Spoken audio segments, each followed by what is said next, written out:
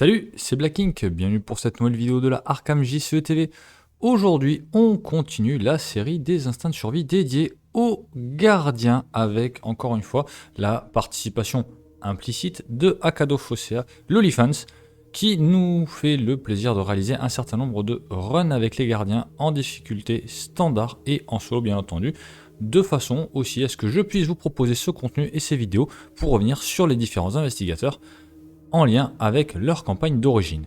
On l'a déjà vu et on continue sur la formule investigateur, deck, retour d'expérience avec le deck de base et le deck final. L'investigateur, évidemment, on est sur la deuxième vidéo, donc on est sur Zoé Zamaras avec l'héritage de Dunwich. Zoé Zamaras qui est la chef avec 4 de volonté, 2 en intelligence, 4 en force, 2 en agilité. Les très croyants et chasseurs, une réaction après que vous devenez engagé avec un ennemi, gagner une ressource. Un L. Larsen qui dit +1, si ce test de compétence est réussi lors d'une attaque, vous infligez +1 dégâts. Et elle a 9 points de vie et 6 points de santé mentale avec cette fameuse répartition de 15 points de vie au total. La taille du deck 30, les constructions de deck de base de Dunwich, donc des cartes gardiens donc dans sa classe de niveau 0 à 5 et jusqu'à 5 cartes dans les autres classes, chercheurs, truands, mystiques et survivants, et des cartes neutres prises de niveau 0 à 5. Bon, Zoé, voilà, un schéma statistique en 4-2, 4-2, voilà. 2 compétences fortes, 2 compétences faibles, 2 compétences fortes, une défensive, une active qui va permettre de combattre, et une défensive qui n'est pas des moindres puisque c'est la volonté, et ça nous permet, moyennant certaines cartes, de pouvoir enquêter, comme par exemple avec 6ème sens dans la classe mystique. Donc c'est une statline qui est quand même assez intéressante, qui ne laisse pas Zoé complètement démunie face au fait de pouvoir choper des indices, ce qui fait d'elle un personnage qui, a priori, on verra par la suite, semble relativement utile, capable de gérer les choses en solo. Voyons rapidement du coup sa carte signature. La croix de Zoé, c'est un soutien qui coûte 1, qui a 2 icônes de force, une icône libre, le symbole de vertu, qui a les traits objet et charme, deck de Zoé uniquement. En réaction, après qu'un ennemi devient engagé avec vous, inclinez la croix de Zoé, dépensez une ressource, infligez un dégât à cet ennemi et s'occupe un slot d'accessoire. La croix vient en réponse à la capacité réaction de Zoé qui gagne une ressource quand elle est engagée avec un ennemi. Donc quelque part, l'un dans l'autre, ça vous permet globalement d'infliger un dégât gratuitement à un ennemi. Ce qui fait que Zoé est une gestionnaire d'ennemis, on va dire accomplie, qui va notamment avoir un certain gain d'action, surtout pour les ennemis à points de vie impair, 1 et 3. Alors 1, on pense notamment aux acolytes, niveau horreur, niveau fatalité, c'est quand même très très sympa. Elle va pouvoir réussir à les gérer sans avoir à dépenser une action, c'est assez sympathique.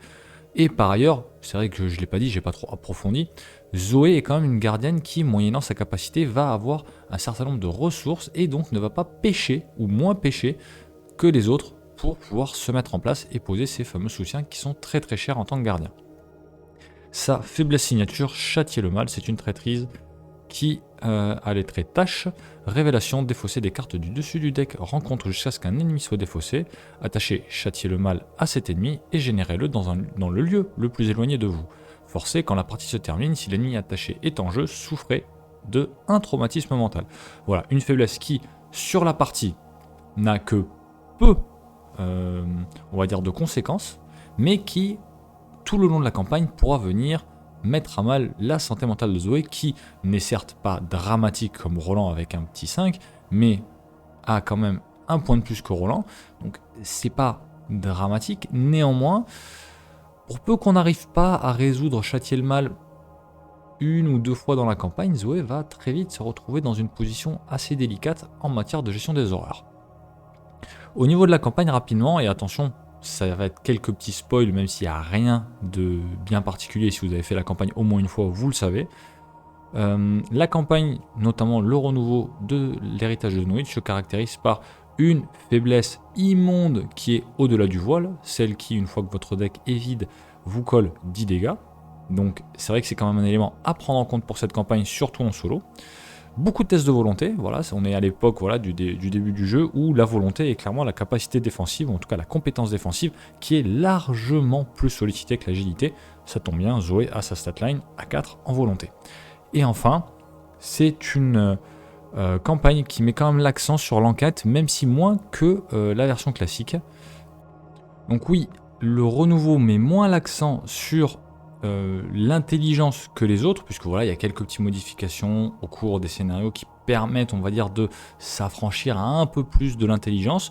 Donc en matière d'enquête, c'est de la collecte d'indices, on pense au musée miskatonique, on pense à l'express du comté des sexes, voilà, des scénarios quand même qui mettent la pression sur le fait de récolter les indices pour pouvoir avancer, et sans lesquels ça risque d'être un peu compliqué. Donc fort de tous ces éléments, quel est le deck que Akodo a constitué pour réaliser cette campagne en solo standard? Je le rappelle, il utilise l'intégralité du pool de cartes et il joue avec les tabous. Alors, le module de combat, on a la machette, on a 2 flambeaux de Cthugha, donc des cartes de niveau 1 qu'il peut rentrer dans son deck grâce à permanent dans le vif du sujet, qui moyennant en gros deux traumatismes, soit un physique, un mental, soit 2 mentaux, soit 2 physiques, lui permettent de rentrer dans son deck de départ des cartes pour un montant de 3 points d'expérience. Donc la machette, intéressant, on est en solo, peu de génération d'ennemis, un petit boost en force, 2 dégâts quand on est engagé avec un seul ennemi. Bon, en vrai, c'est cohérent, la machette n'est plus tabou, donc il ne faut pas s'en priver.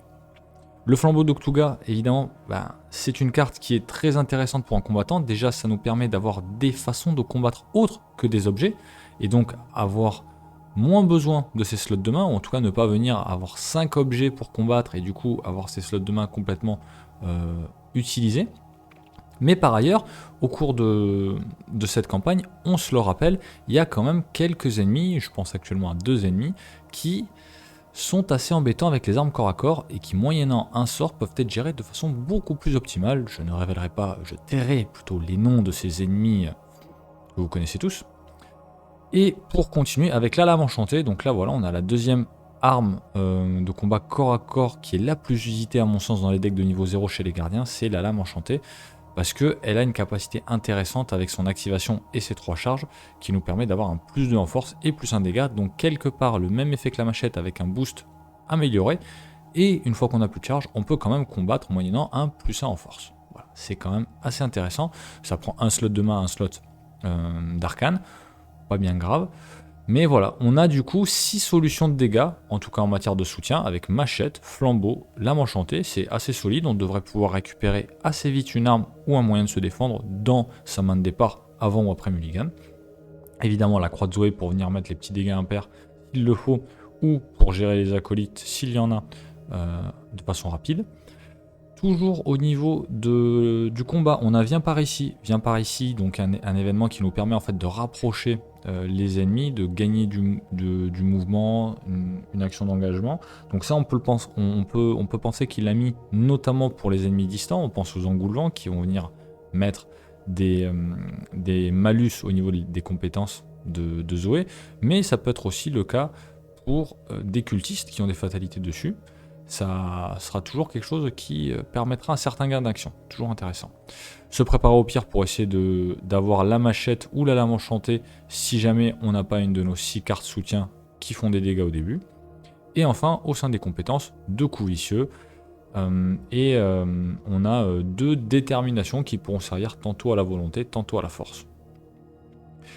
Au niveau du module du coup d'enquête, qui est un peu le point faible de Zoé, on en a déjà parlé, 6ème sens, cette carte mystique qui nous permet d'enquêter à la volonté, et qui n'a pas de charge, donc très très utile sur le long terme pour Zoé, afin de s'assurer d'avoir le 6ème sens de façon assez rapide en cas de mulligan défavorable. On a pris l'initié aux arcanes de façon à pouvoir venir chercher ce sort. D'ailleurs, en autre sort, on le voit, on a nié l'existence, qui est là exclusivement, je pense, pour gérer au-delà du voile. Voilà, c'est la carte qu'on a dans le jeu, bon, qui arrive assez tardivement dans la collection, pour gérer au-delà du voile. On revient sur l'enquête, sur le module d'enquête. Au-delà de 6ème sens, on a des preuves. Voilà, hein. Zoé est une combattante. Ce qu'elle va faire, c'est tuer des monstres. Autant en profiter pour récupérer des indices. Scène de crime, histoire de pouvoir récupérer les indices 2 par 2 si jamais on est engagé avec un monstre, enfin avec un ennemi. Et là-dessus, j'insiste, cette carte, à mon avis, sur l'express du comté des sexes, est vraiment essentielle parce que il n'y en a pas beaucoup, il me semble qu'il y en a un ou deux. Il y a des wagons avec 2 indices dessus. Alors, il y en a un autre de particulier où il ne faut pas enquêter, etc. Où il faut dépenser des actions, des ressources ou de la pioche, je ne sais plus. Mais au-delà de ce wagon-là, il y a un ou deux wagons où il y a 2 indices dessus. Et parfois, les conditions d'enquête peuvent être assez difficiles. Alors, encore une fois, je n'ai pas tout le jeu en tête, mais je pense, à l'égard de ce scénario en particulier, que même s'il n'y a pas d'ennemis, pouvoir jouer en scène de crime pour s'assurer la découverte d'un indice du wagon pour pouvoir avancer, c'est quand même un plus, d'autant plus en renouveau quand on a le contrôleur qui vient nous courser.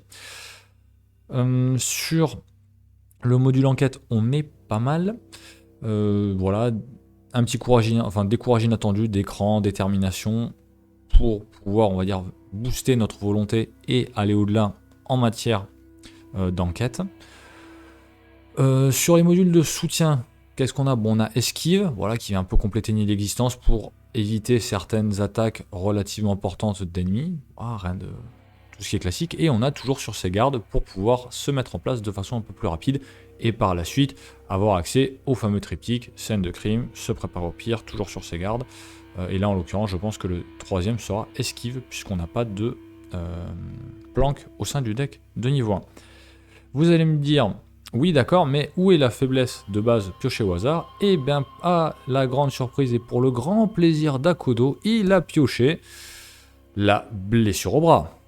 Donc c'est une faiblesse qui nous vient de la campagne Les Confins de la Terre. Révélation, mettez blessure au bras en jeu dans votre zone de menace. La blessure au bras peut être soignée comme s'il s'agissait d'un unique point de dégâts sur vous. Si elle est soignée, défaussez-la. Forcée, après que vous avez effectué une action combattre ou activer, vous ne pouvez plus effectuer ces types d'actions pour le reste du tour. Ça a été, sans nul doute, l'une des pires faiblesses qu'il pouvait piocher, puisque combattre, c'est ce que Zoé fait de mieux, et pour enquêter, il le fait via le 6e sens. Donc à partir de là, cette faiblesse vient... Alors, lui mettre des bâtons dans les roues pour parler correctement, mais voilà, clairement, le jeu lui en a voulu et a dit non, mon coco... Tu devras galérer pour gagner parce que clairement, avec le deck qu'il a là, il a aucune carte de soin. Donc dès lors qu'il a blessure au bras, il va pouvoir faire qu'une seule fois combattre ou activer par tour. Ça va être compliqué. Donc, fort de cette première description, le deck AXP. Et je le rappelle, voilà, ça va être la version finale réelle, non pas la version finale projetée, ni des decks intermédiaires, parce que sinon ce serait trop long. La version finale, du coup, qu'est-ce qu'on peut en dire?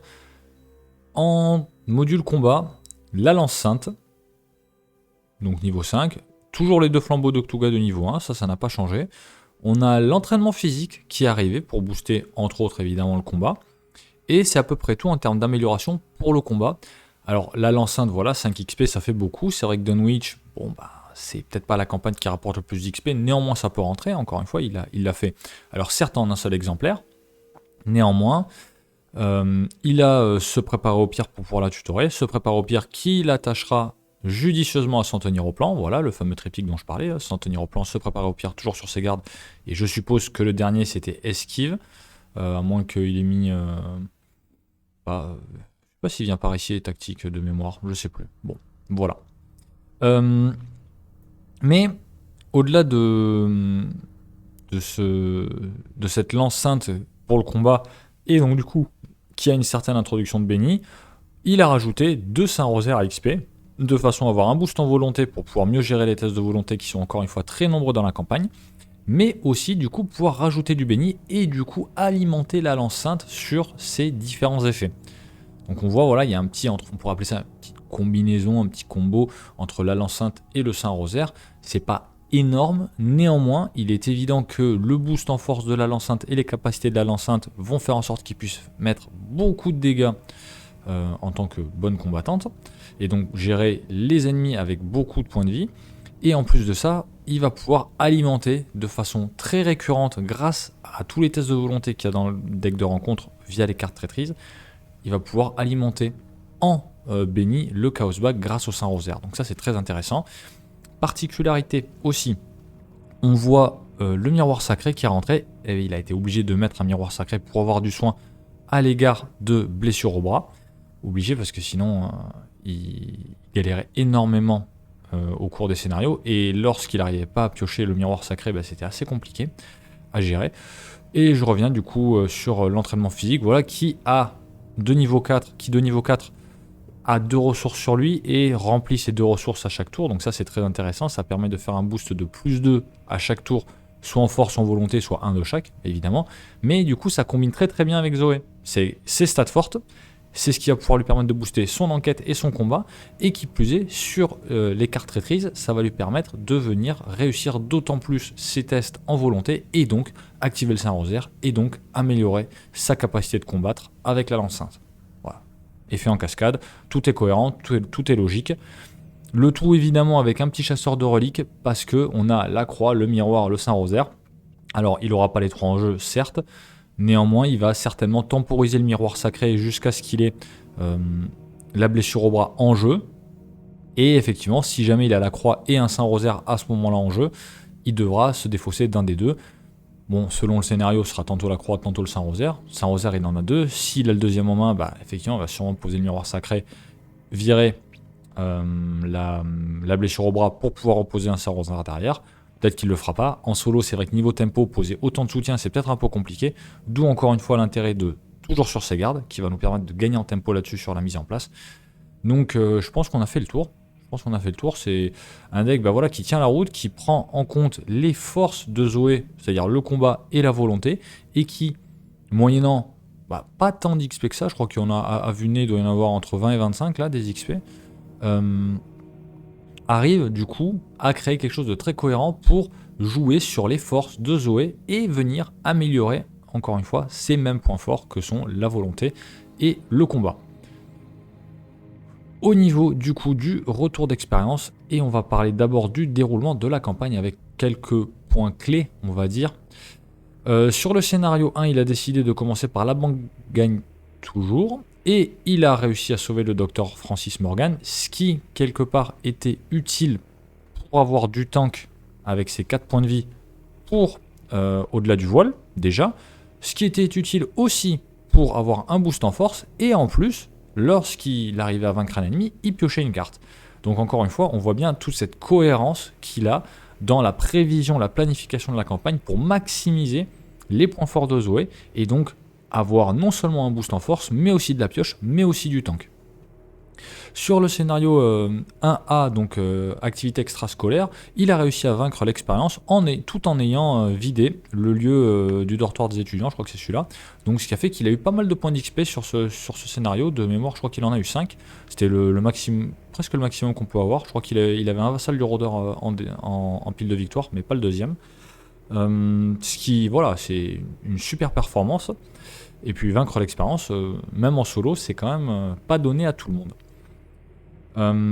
Au SC4, donc l'Express du Conseil des Sexes, Zébulon et Rice ont été sacrifiés.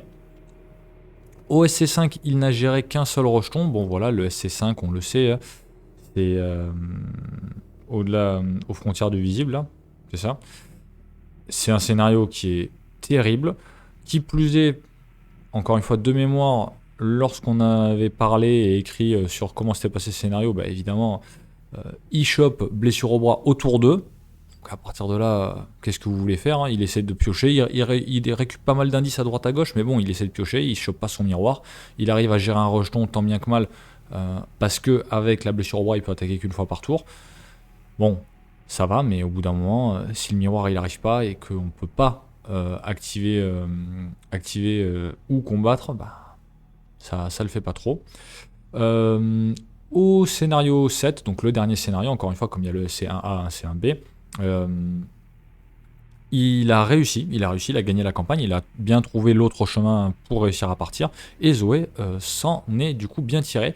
Donc avec le deck qu'il nous a proposé, il a réussi à gagner la campagne. Et on va du coup maintenant passer aux cartes qui ont eu, on va dire, des résonances particulières, que ce soit en bien ou en mal. Et évidemment, en mal, c'est la blessure au bras. Voilà, ça a été clairement la carte qui lui a pourri son deck, qui a de multiples reprises est venu lui mettre des bâtons dans les roues. Je pense notamment au... Alors c'est à quel scénario il me disait je crois que dans le musée Miskatonic, il l'a pioché assez vite, et donc du coup pour l'horreur chasseresse, en plus il a eu châtié le mal dans la foulée quasiment. Donc l'horreur chasseresse est arrivée et elle a été générée assez vite plusieurs fois, et il a eu du mal à récupérer son miroir sacré pour pouvoir se soigner. Donc bon, la blessure au bras, c'est vrai que pour un gardien, c'est vraiment pas commode, et on n'a pas le réflexe forcément, en constituant son deck, de mettre du soin. Alors on a le réflexe pour Marc évidemment, mais c'est vrai que Zoé, qui plus est avec ses 15 points de vie santé mentale cumulés, on se dit pas que Zoé va avoir besoin de soins, du tank oui mais pas de soins, ce qui fait que il s'est dit, en tout cas il m'a dit a posteriori, qu'il eût été préférable de mettre un poil plus de soins, surtout sur le deck de niveau 0, et on est tombé d'accord pour dire que un exemplaire à tout le moins de second souffle eût été une solution intéressante, puisque d'une part ça permettait de soigner à tout le moins un dégât, certainement deux, parce qu'il y a quand même beaucoup plus de traîtrise que d'ennemis dans Dunwich, dans les différents decks de rencontre. On pense notamment, voilà, typiquement, ne serait-ce que le musée Miskatonic, il n'y a que l'horreur chasseresse, il a sa blessure au bras, il a son second souffle, il pioche n'importe quelle traîtrise, donc toutes les cartes sauf une du deck de rencontre, il joue sur son second souffle, et du coup, il a soigné sa blessure au bras, il a certainement soigné un deuxième dégât sur Zoé, et derrière, il pioche une carte. Donc c'est vrai que c'est un peu en tout en un, une carte second souffle qu'on utilise très souvent avec Mark Harrigan, à laquelle on ne pense pas forcément avec les autres, néanmoins, elle est pas chère, elle soigne quand même pas mal, et en plus elle fait piocher, donc c'est vrai que la condition qui vient du trait audacieux à jouer uniquement lors de votre première action est pas inintéressante. Bon, néanmoins, évidemment, ce qui a bien marché pour contrer justement la blessure au bras, c'est le miroir sacré. En plus, ça vient vous mettre 2 cartes en plus dans le deck, ce qui fait que ça vient un peu contrebalancer au-delà du voile. Alors, c'est une temporisation qui n'est pas énorme. Et c'est vrai que dans Dunwich, on n'a pas spécialement envie d'avoir énormément de pioches. Donc, voilà, certainement, il utilise le miroir sacré, il utilise une seule mélodie apaisante, ce qui fait que, au final, il a en fait une carte en plus dans son deck, parce qu'il a une pioche avec miroir sacré. C'est toujours une tempo pour au-delà du voile. Il a soigné la blessure au bras, c'est toujours intéressant. Et puis, au cas où, il peut quand même soigner une petite horreur, puisque Zoé, avec sa faiblesse signature châtier le mal, peut-être avoir des traumatismes mentaux, ce qui a été le cas pour lui lors d'un scénario. Il n'a pas eu le temps de gérer son ennemi auquel était attaché châtier le mal sur un scénario, donc il avait un traumatisme mental.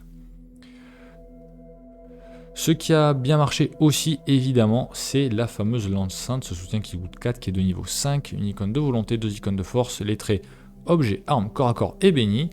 2 capacités, la première, combattre. Vous gagnez plus de combat, vous infligez plus un dégât pour cette attaque. Quand vous initiez cette capacité, vous avez le droit de libérer un pion scellé sur la lance sainte. Deuxième activation, cherchez 2 pions bénis dans la réserve du chaos et scellez-les sur la lance sainte. Combattre, vous gagnez plus 4 en force et infligez plus de dégâts pour cette attaque qui s'occupe les 2 slots de main. Voilà. Ce qui est intéressant avec cette arme, et notamment avec Zoé, c'est... pas notamment avec Zoé, non, je m'enflamme. Ce qui est intéressant, c'est la capacité de pouvoir moduler ses dégâts, soit avoir des dégâts pairs, soit avoir des dégâts impairs déjà, avoir des boosts plus ou moins importants selon la valeur de combat de l'ennemi, que ce soit du coup en standard ou en difficile, c'est quand même une arme qui répond très très bien aux exigences de combat, puisqu'elle est flexible entre guillemets, et en plus elle vient créer des allers-retours, des fluctuations, un phénomène de vase communicant au niveau des pions bénis entre le Chaos Bag et les pions scellés sur la lance sainte. Donc c'est assez intéressant, c'est de la réutilisation, c'est pas du recyclage, c'est de la réutilisation, c'est un circuit fermé. Voilà, économie circulaire de pions bénis. Et évidemment, avec ça, qui est venu un poil plus tard dans le deck, ce sont les 2 Saint-Rosaire AXP de niveau 2. Donc Saint-Rosaire de niveau 0, mystique, Saint-Rosaire de niveau 2, gardien. Donc qui coûte 2, niveau 2, icône d'intelligence, volonté et agilité, objet, charme, béni. Vous gagnez plus 1 de volonté. Réaction après que vous avez réussi un test de volonté d'une carte traîtrise, inclinez le Saint-Rosaire, ajoutez 2 pions bénis à la réserve du chaos.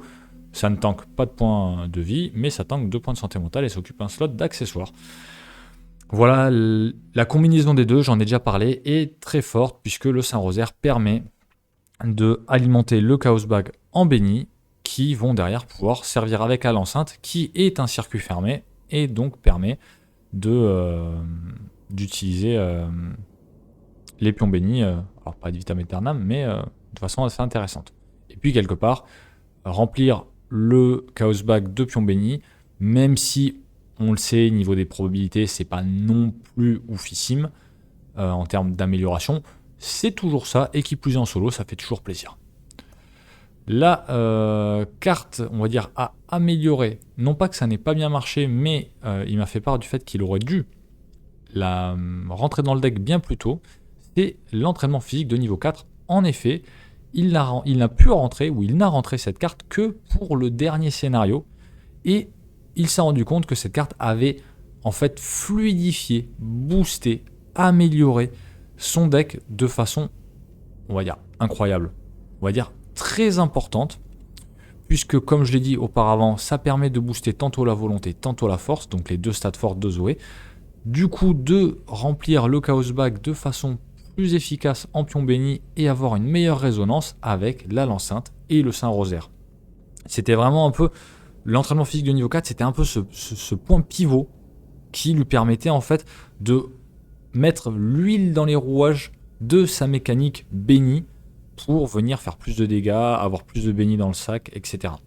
Donc, il l'a fait, mais un peu tard, et si c'était à refaire, il aurait intégré l'entraînement physique plus tôt. Alors encore une fois, voilà, il a dû s'adapter à l'égard de la blessure au bras, il a dû inclure le miroir sacré moyennant 1 XP alors que c'était pas prévu au début. Alors 1 XP, c'est pas 4 XP, on est d'accord, mais il a dû adapter voilà, sa progression, son plan de dépense de points d'expérience pour contrer la blessure au bras, chose qu'il n'avait pas prévue auparavant, ce qui fait que l'entraînement physique est rentré en cascade, entre guillemets, un peu plus loin et pas assez tôt à son goût dans son deck. Voilà ce que j'avais à vous dire au niveau de Zoé Samaras pour vous faire, on va dire, le retour d'expérience par rapport aux parties de Akodo Phocéa. Je le remercie encore une fois vivement pour les échanges qu'on a ensemble et le fait qu'ils me permettent de vous procurer ce type de contenu qui est, à mon sens, très intéressant. Et le fait d'avoir le point de vue d'un autre joueur, c'est encore plus intéressant, je trouve. Ça permet quand même de bien diversifier les choses. On voit aussi une autre approche. Alors, je ne vous dis pas tout ce qu'on s'écrit, des pavés énormes pour tout détailler, puisqu'en termes de planification, il est quand même très très pointilleux. Il regarde systématiquement les decks de rencontre pour savoir quels peuvent être les traîtrises ou les ennemis qui peuvent lui causer des difficultés, et comme ça, il planifie bien ses actions auparavant. Alors, c'est pas une vraie partie d'échecs, faut pas exagérer, mais c'est vrai qu'il a ce réflexe de vraiment creuser de façon à pas se laisser surprendre par le deck de rencontre et avoir des réflexes par rapport à peu près tout ce qui peut se passer. Voilà, j'espère que la vidéo vous a plu. N'hésitez pas à liker, commenter et partager. Si jamais vous voulez soutenir la chaîne via Tipeee, n'hésitez pas, le lien est aussi dans la description. On continuera du coup cette série d'instants de survie avec le prochain personnage qui n'est autre que Mark Harrigan, le soldat. Et d'ici à la prochaine vidéo, je vous souhaite de bonnes parties et je vous dis à la prochaine. Au revoir.